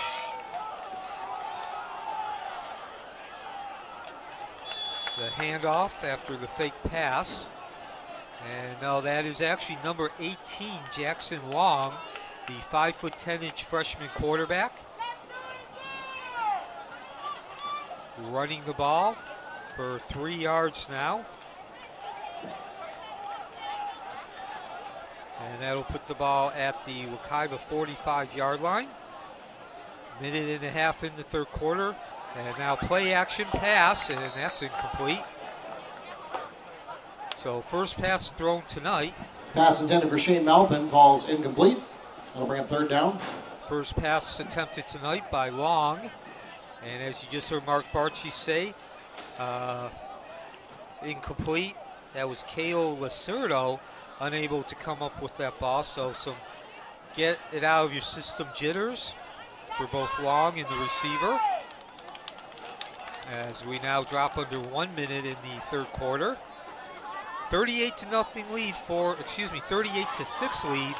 for West Orange. Wekiva just scoring its first points of the game. Long dropping back under pressure.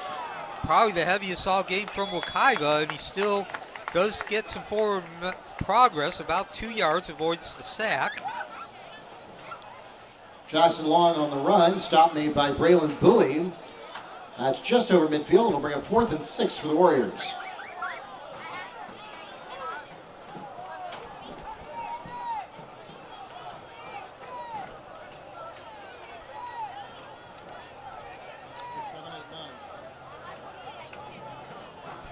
So taking a look to the future, aka the schedules, as we now have 4th and 5. See if they can get one more play off, and they're not going to attempt to. So that'll bring us to the end of the fourth quarter. West Orange did not score, but they still hold the 38-6 lead, and we'll have the schedules when we come back. That takes us to the end of the third quarter. 38-6 is your score, with 12 minutes left to play here in week 2 of season 19. So looking at that schedule, as we mentioned, West Orange always a team. Well, maybe not always, but I'd probably say maybe 75% of the years, 3 out of every 4 years. Certainly a team with expectations of being in the playoff qualifying conversation, and certainly they take on a schedule that mimics that, prepares them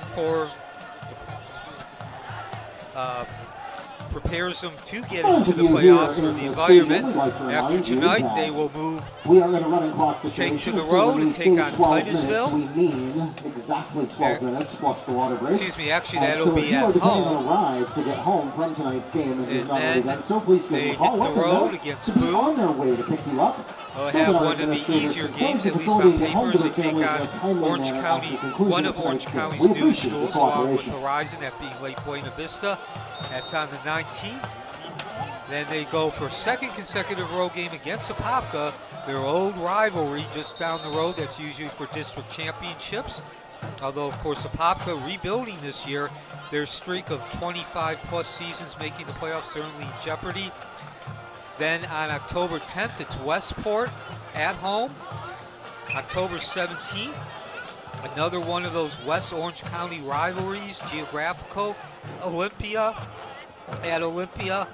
And then Ocoee on October 24th, and West Orange closes out the season on October 30th against Dr. Phillips at home. And just a note, if you are a West Orange fan, that last game against Dr. Phillips has a 6:30 kickoff time. Speaking of West Orange, they will take possession once again, 38-6 lead. Early in the fourth quarter, it's been all West Orange against this young and inexperienced Wekiva team.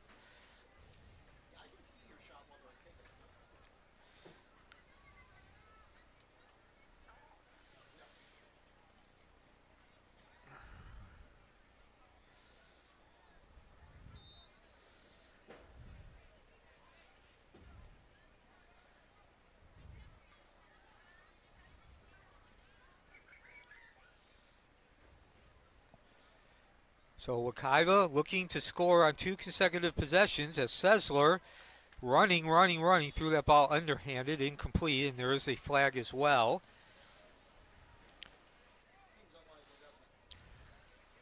Laundry on the field.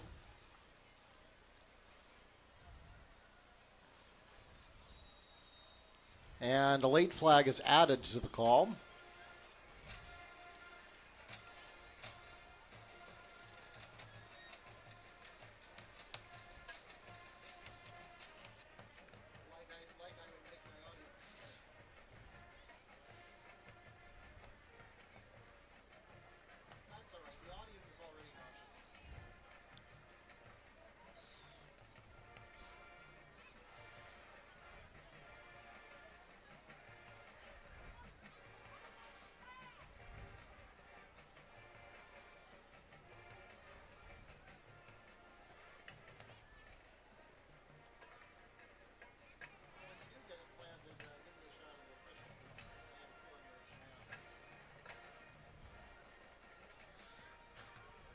So now under 10 minutes before the end of the game.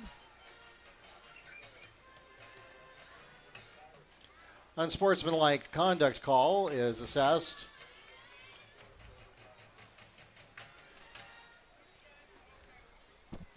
Since those were a combination of live ball and dead ball plays, they will be enforced consecutively rather than canceling each other out.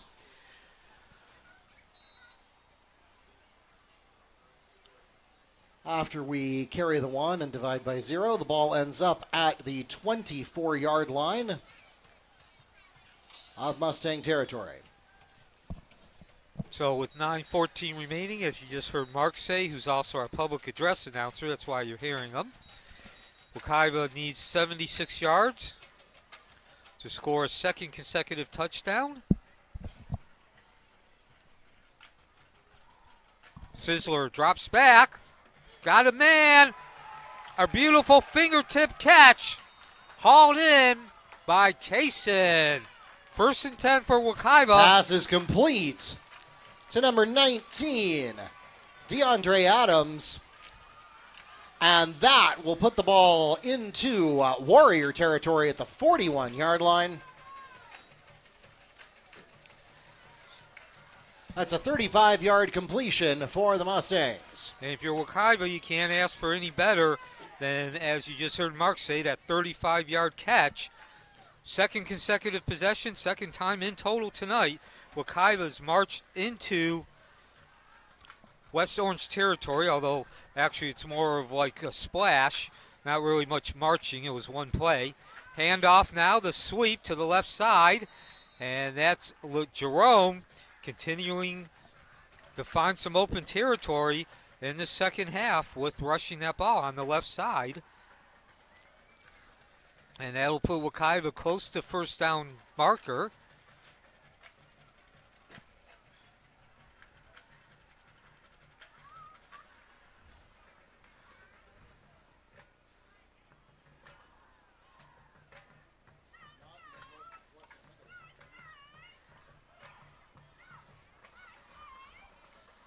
So ball at the 34, the West Orange 34, so 7-yard gain.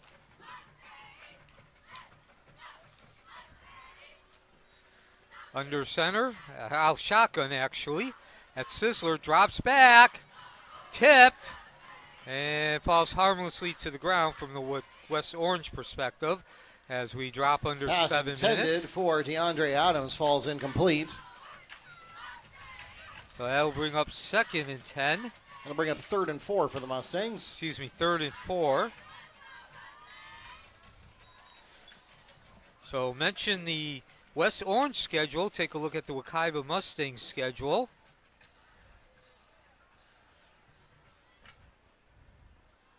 As Wekiva looking to score on 2 consecutive possessions, not just tonight, but in the season, including the preseason. So Wekiva will take to the road next week. That's against Horizon, a district competition. Has that ball into the end zone, and yes, touchdown, 6:12 remaining. And that ball is caught in the end zone, staying in bounds. For Wekiva, 2 consecutive. That's number 8, Amir Prince. 2 consecutive possessions. Wekiva scored. Both of them on the longer side as well. So 65 yards and now 76. As you heard Mark say, who's also our public address announcer. That's Prince hauling in the pass. A beautiful catch along the right sideline of the end zone. So looking at Wekiva's schedule, next week they take to the road against Horizon. That's a district game, 6A4. Then they return home for 3 straight games. Eustis on September 12th, Dr. Phillips on September 19th, Oviedo on the 26th, which is also homecoming. They hit the road on October 10th, just a few miles down the road, about 7 miles, to Silver Star, where they'll take on Evans. And then October 17th, they welcome Jones. That used to be a district game. And that'll also be senior night, and then they wrap up the season on the road against Lake Howell on October 24th. And of course, the Tater Bowl just 5 miles up the road on the northwest side of town against Apopka. So 5.5 minutes remaining.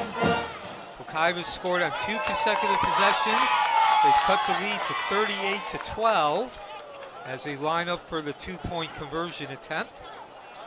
So certainly much better ending than last week against Edgewater.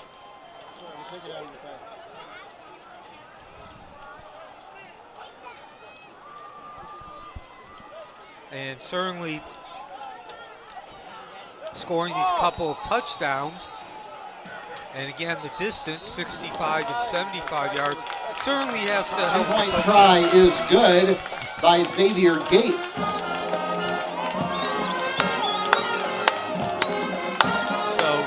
Coaches, the players, the support staff certainly have to feel much better, feel like they can breathe a little bit easier on these 2 scoring touchdowns.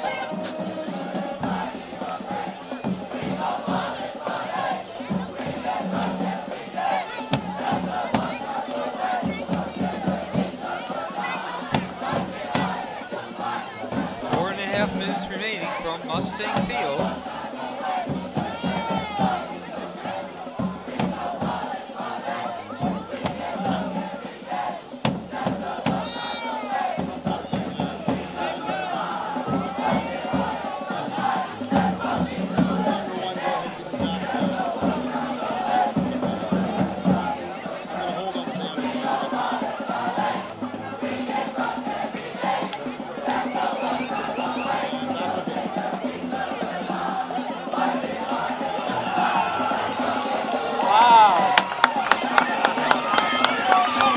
Do-over of the try, that is complete to Xavier Gates.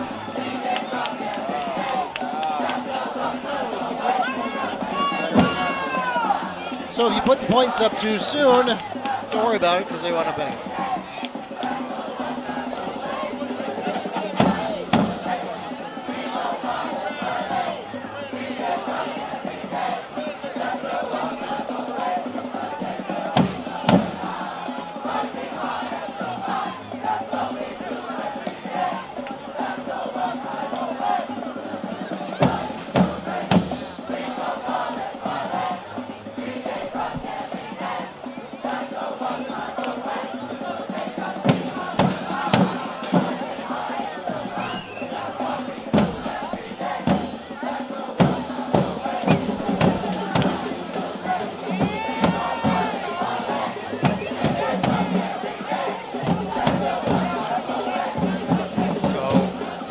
no surprise here. The expectation is onside kickoff attempt. Be about 2:30 remaining.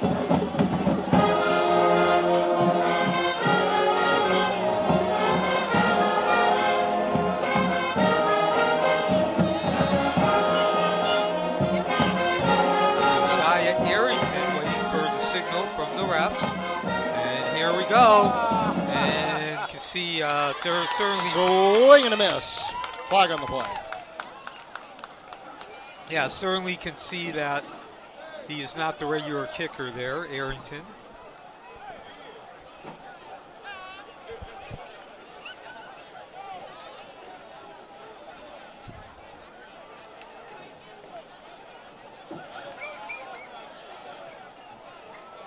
Illegal procedure called against the Mustangs. 5-yard penalty from the previous spot and a replay of the kickoff.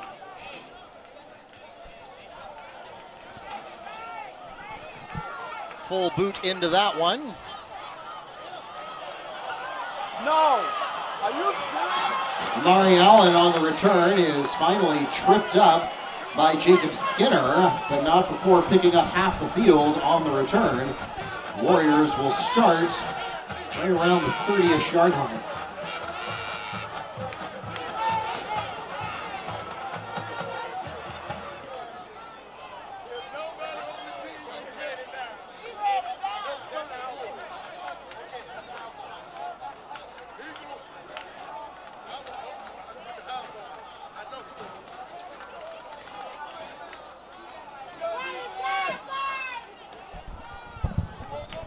So with a minute remaining, just wrap this up. Wekiva continuing to make its mistakes. Did not make give up as many block punts, but still field position was also the big problem caused by those mistakes. West Orange starting about 90% of its field, starting 90% of its possession on the Wekiva side. Wekiva, not until those last two touchdowns, starting possessions beyond their own 25-yard line. So Wekiva dropped to 0-2, young and inexperienced. Hopefully they'll continue to learn and get better. West Orange goes to 2-0 as expected. And of course, Mark, take you to the finish line now as the last 15 seconds tick off. Yeah, Neil, I mean, there's certainly some kernels that the Mustangs can use to build on here, but obviously a lot of room for improvement. That will take us to the end of the fourth quarter and the end of the ballgame. 38-14 is your final score from Mustang Field. I want to thank everybody for coming out tonight on week 2 to support your Mustang and Warrior athletes. Thanks also to those of you who tuned in online on YouTube or the NFHS network. For those of you here at the stadium, we hope you please drive carefully and arrive home safely. If you're watching online, we hope you will subscribe before you go. Once again, thanks for being part of the broadcast tonight. Follow us on Facebook, Instagram, X, and YouTube at Wekiva Sports, and bookmark WekivaMustangs.com for all of your scores, schedules, and more.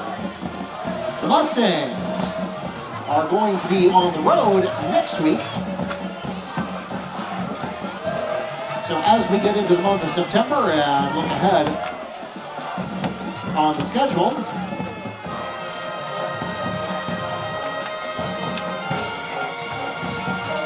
the Mustangs will be at Horizon on September 5th. You do have an opportunity to catch the volleyball team at home for the first time this year. That's going to be coming up on Tuesday, September 2nd. We'll be broadcasting that game as well. That is the Mustangs hosting the Edgewater Eagles, 5:30 JV and 6:30 Varsity, so we hope you'll join us for that. Again, football, JV is at home on the 3rd at 6 o'clock, Varsity away at Horizon on the 5th. Your next chance to catch the football team here at Mustang Field is coming up in 2 weeks. That'll be on September 12th, 2025 at 7 p.m. kickoff as the Mustangs host Eustis, the Panthers.